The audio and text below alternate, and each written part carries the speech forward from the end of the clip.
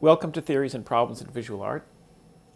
This is lecture 3 in the concept series on the question, is visual art different from language? There are two more or less opposed points of view here. The first one is that visual arts and visual objects are different from language and writing. The second one is that they're not different, that they're entangled, or that they're fundamentally the same. And I'll also talk a little bit about problems with both of those. So first, the idea that visual objects, visual art, are different from language. In studio art, I think it's often assumed that the visual world exists in a separate cognitive realm from language and logic and mathematics. All the things that do with symbols, basically. The idea is that some things can be communicated through the visual and not through other senses or media.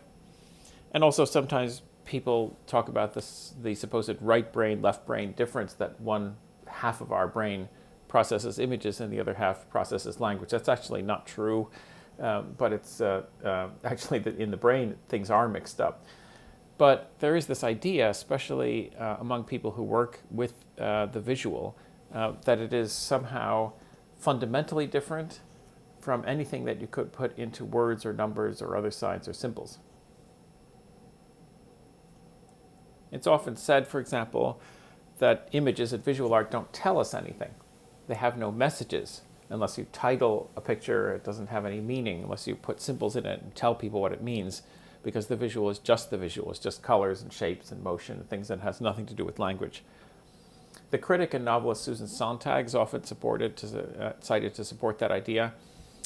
Here she is at a 2001 event at MIT. She was on this panel with famous scientists, Alan Lightman, E.O. Wilson, Roger Penrose, who used to work with Stephen Hawking. And behind them were famous pictures. So at the very top, you can maybe make out a little bit of the picture of Watson and Crick with the DNA model, and there was the fetus and brain scan and a bunch of others. And the idea was that all these famous people were supposed to say what the images meant. And they were. The scientists were going on and on about, what the fetus means, what DNA means, and all that. And when it was Sontag's turn, she said something like this: "I don't know about you, boys, but these images actually don't mean anything." And what she meant was that images are something very different from language and therefore very different from meaning. They mean what we say they do. They draw attention to themselves, and they tell us what's important to see, but they don't tell us what to think about. An example from that same period, this was 2001, was the videos of the bombing of the destruction of the Twin Towers. And at some point, a couple days after 9/11, the American Red Cross asked the media to stop showing those images because children were getting upset because they realized that their attention was being brought to something that was horrible, and they thought it was happening over and over again. They didn't know what it meant. In Susan Sontag's way of thinking, images are fundamentally different from other kinds of communication because they're actually meaningless. The visual has to be meaningless in her view by definition. Everything depends on what you say about it. So a lot of people have worked on this and have come up with different themes about it. I have this table here just for reference. You can see some of the kinds of distinctions that have been made. At the top, there's a distinction between word and image. So one of the ways of naming this difference, if you think that there is an important or a fundamental or an unbridgeable difference, one of the ways of naming it is to call all of language, symbols, mathematics, and everything word, and everything in the visual, including visual art, image. And there's an art historian, Norman Bryson, you could look up if you're interested in that.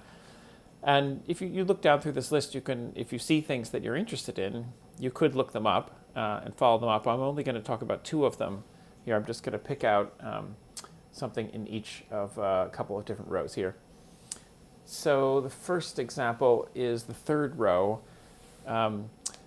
Here the distinction is between language and visual language. So you notice right away that there's maybe a problem in drawing the distinction this way because language is on both sides. But the idea here is that visual language is somehow different from written language, from spoken language, and from other kinds of symbol systems like mathematics. There are some extreme cases where visual art is language. This is an artwork it's very close to one that was produced by a student at the School of the Art Institute. And I don't have a picture of his work, so I'm showing this instead. The student who was here did these big panels of grids, and inside each grid there was something that looked symbolic, sort of like this. And he claimed that it was a language that he invented. And nobody believed him. And then during a critique, he said, okay, well, I'll read some of it. And he put his finger, I put my finger down in a random spot because I didn't believe him, in a square. And he started reading. He said, oh, well, this was about a protest in London near Buckingham Palace. And these are the punks that I saw out there. And so on. He had actually invented a writing system and memorized it. And it had thousands of symbols. So there are a few examples of visual art that really is writing, but it's really uncommon. Gerhard de Moser is a scholar who's written about this. If you're interested, you can look him up. And sometimes art is intentionally language-like, so that it feels like it could be read. This is a detail from a painting by Cy Twombly, whose scribbles in sort of writing-like forms are very characteristic. You can sometimes read things in his paintings, but usually you can't. Usually it's scribbles, but you're always thinking that it's like writing. So these are examples where you might say that there is such a thing as a visual language that's like written language but different. There are also some examples of artworks that are about language or writing that make us think about writing. Here's an example from European painting, Poussin's painting, called Et in Arcadia Ego, which is Latin, roughly speaking, for I too lived in Arcadia. Those are the words that you can't quite make out, but that are traced on that gravestone that the figures in this painting are reading. So they've come upon this tomb, and it says these words. And the idea here is that Arcadia is a place in Greek mythology where people live forever, and so these immortals, these Arcadians, are puzzled by the fact that someone had lived here and also died here. So when you're looking at a painting like this, you are thinking about reading because the characters are reading and deciphering the inscription. So we read the inscription, and also we look along with them.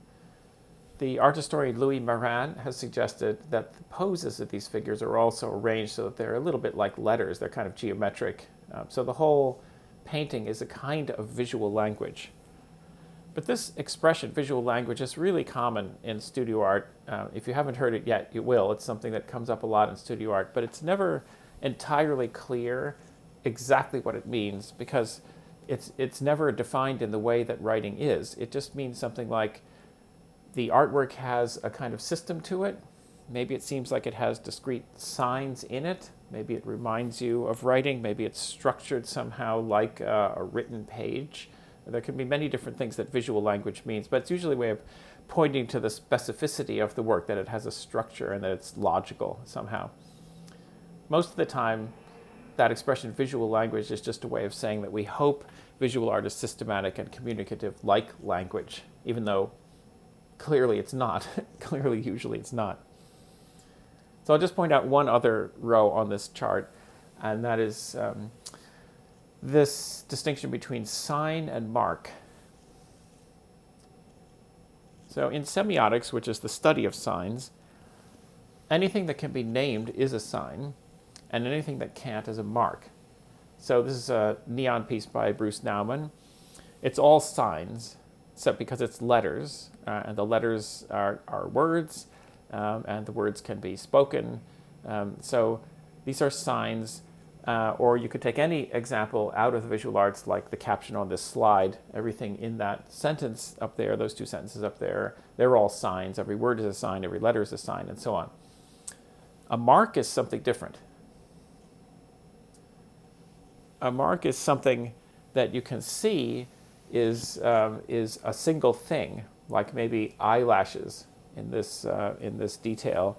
Each one was made by a single brush stroke, but it doesn't. It's not something that has a significance that you can name. You can't read it.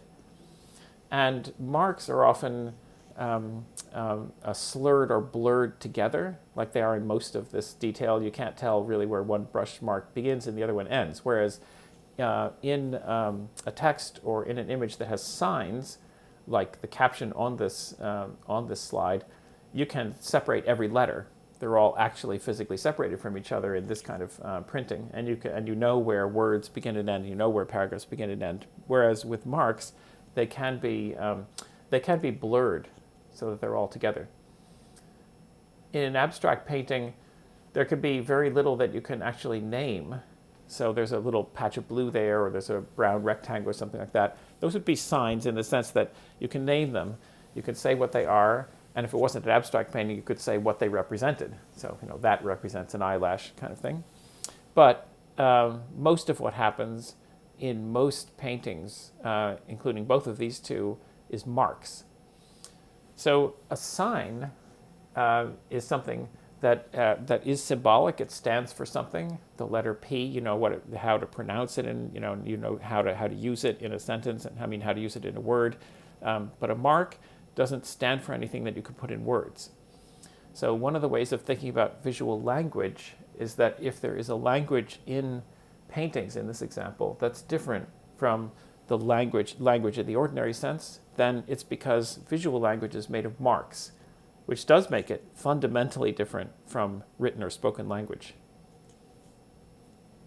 Now, this claim that visual art is different from language has been made by many people in many different fields, but often people make this claim just really in order to say that visual art is separate from language in the ordinary sense of that word, and maybe separate even from thinking.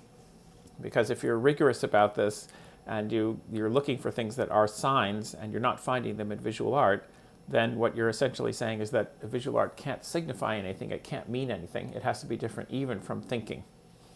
It would be then in the realm of feeling, for example, realm of affect. But there are so many different forms of this claim, and it's so dependent on the context and what people who use it want to say, that it's really not the content of the claim that matters, but the work that it does. So when you hear that expression, visual language, you can ask yourself what the instructor wants to say about the artwork. Is the idea that the artwork has a structure? Is it the idea that it's rational in some sense? So in that way, these kind of claims can be useful. They're pragmatic, rather maybe than reasoned or rational or defensible in that kind of a way. Okay, the other way of thinking about this is that visual objects are not different from language, that language and the visual are entangled or fundamentally the same. For some philosophers, the whole idea of trying to separate the two is not helpful, and I'm going to give 3 examples of that. This is the French philosopher Jean-Luc Nancy. He's written an essay on this subject in which he describes the relation between the visual and the verbal, or word and image, or language and visual art, as a distinct oscillation or a dialectic. A dialectic is a relation or a conversation between two sides that's irresolvable, where both depends on the other. I have a second example. According to Hegel, who I'll talk about later in a later lecture, according to Hegel, ever since the Greeks, knowledge has been, quote, a kind of seeing and viewing. There's a Danish-French philosopher, Mikkel Borch-Jacobsen, who's written about this, about Hegel's idea. And he's noted the fact that when you say you understand something, you might say something like, you've shed some light on it, or you can see the problem, or you can say something like, I can see the outlines of that problem. Whenever you use expressions like that, what you're doing is talking about understanding something. Could be a concept, could be an idea, could be a dream, whatever it is. But you're using visual metaphors to think about it. When you say you can see a problem, like if it's a math problem, and you can picture the problem, or see the outlines of it. So in Hegel's view, and this is the way that Borch-Jacobsen describes it, understanding and seeing are entangled. You can't actually understand, let's say, a math problem, something non-visual in other words, but you can't actually understand it without thinking about it in visual terms. You shed light on it, you can illuminate the problem, cast light on it, see it, all those kinds of ways of thinking show that we don't understand what it means to understand something except through the visual. A third and last example of philosophers who have written about this is Catherine Malabou, French philosopher. She says that whenever an idea first appears to us, it's already visual. Notice the word appears there, which is another example of that phenomenon that Hegel first wrote about. Malabou says, quote, even in this larval stage, the idea does have a concrete existence. It manifests itself in the form of an eye that stares at the one who is thinking it. So even when you have only a vague idea about something and just making up your mind about it when it first, quote unquote, appears to you, you're actually seeing it, and the thing is staring back at you in a sense. And that's something that came up in the last lecture on the gaze. So to make this concrete, I'll give an example of how it can happen in visual art, that the visual and the verbal can become entangled. This is a Renaissance painting by Carpaccio. It's not titled, it's known as Young Knight in a Landscape. And it's often in art history survey text because it's the first full-length portrait in Western art. It's got a lot of details in it that can demonstrate this kind of entanglement. First of all, the artist Carpaccio signed the painting, so there's writing in the painting. The signature is down at the lower right of the painting on a little card or a piece of paper that's called a cartellino, because Renaissance painters often did this. I'll show you that in even closer, so that you can actually read his name, which he puts in Latin Carpathius, and he's got the date 1510 in Roman numerals. So that's an example of entanglement because, of course, that's actual writing or actual language that's in a painting and presented as paint. It's in the painting itself. There's another word, cartellino, on the left of this painting, on the lower left, with a Latin motto, which means better to die than be defiled. It's the knight's motto of his code of honor. And the ermine, the animal that's below it, is also a kind of writing because it probably stands for the order of the ermine, which is the group that the knight belonged to. So it's symbolic, it's a sign, and it denotes a word or several words and not just an animal. There's a frog up above it, which is not symbolic, and therefore the frog is just a frog. And one more example I wanted to have an example that doesn't have words in it, but is still in the painting and still has to do with language. So up in the sky at the top, there's a hawk fighting a crane. And this is not just something that's put in there for decoration, not purely visual, but it has a meaning. It's a symbol of good and evil. And it also would have reminded people in Carpaccio's generation of coats of arms and heraldic symbols like I have down there. So it's almost language. These are almost signs, but they are in fact still technically marks.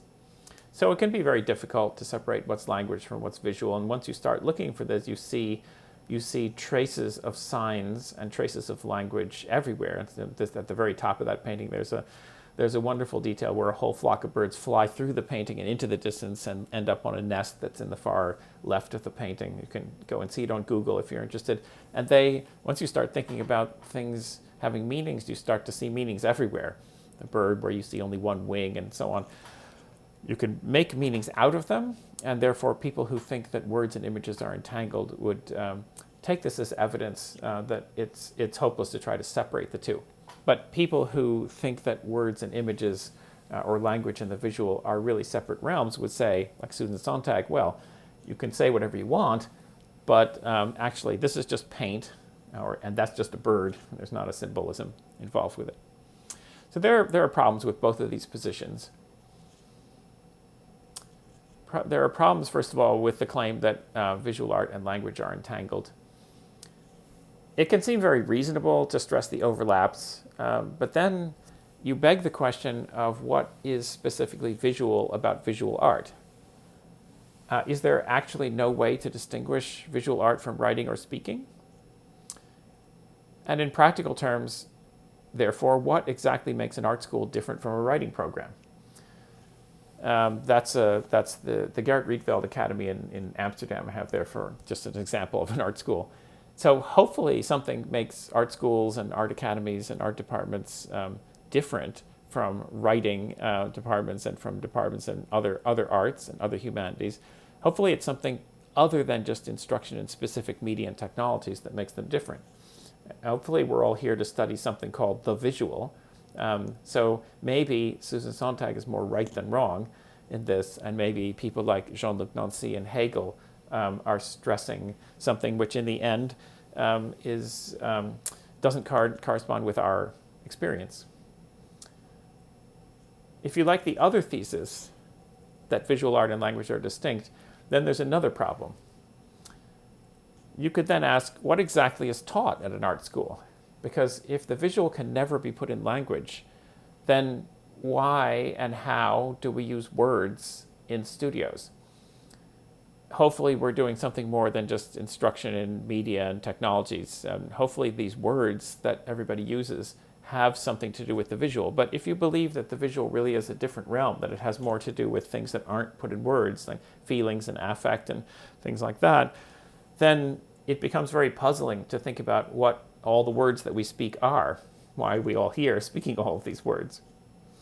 So I get these are not issues that have solutions, but I want to propose them as a puzzle in this way because we're all here in institutions that teach visual art, so we're all begging these questions every day, and we all sort of, I think, part of us hopes that the visual is something that we can own, that it's some kind of knowledge or skill or practices that we have that are visual and are not things that happen in language. But the harder you look at that, the stranger it becomes because the less you can say about it.